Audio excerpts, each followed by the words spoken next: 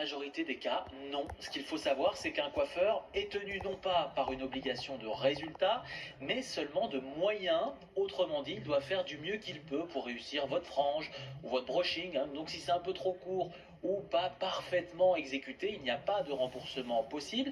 Mais il y a quand même deux exceptions, dont une qui nous intéresse grandement vis-à-vis de Marjorie. Bon, on veut évidemment en savoir plus, expliquez-nous. Première exception, si votre coupe a été ratée par un apprenti ou une apprentie sans surveillance, c'est considéré comme une faute professionnelle du salon. Vous pouvez être remboursé. Bon, pour Marjorie, ce n'est pas le cas, c'était sa coiffeuse habituelle.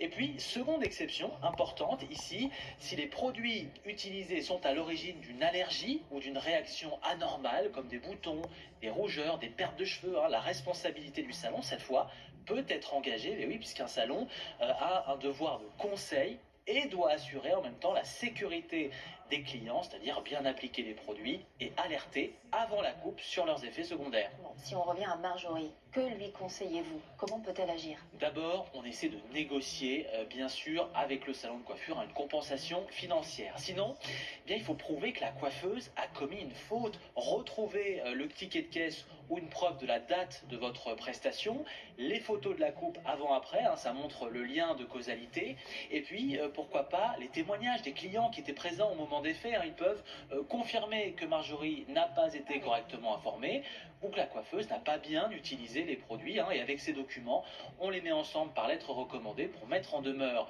le salon et exiger une indemnisation pour le préjudice subi, notamment esthétique ici. Et si le salon refuse? Ça peut On fait arriver. appel au médiateur, cette fois, qui est affilié au salon de coiffure. Souvent, vous savez, on le trouve sur Internet.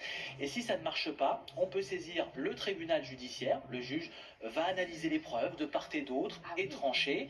Et ça peut marcher pour Marjorie, puisqu'une avocate me racontait un cas, certes beaucoup plus grave, mais très parlant. Une femme a obtenu, il y a quelques années, 13 000 € de dommages et intérêts après avoir perdu des cheveux à la suite d'une décoloration complètement ratée. Effectivement, merci pour ces précisions.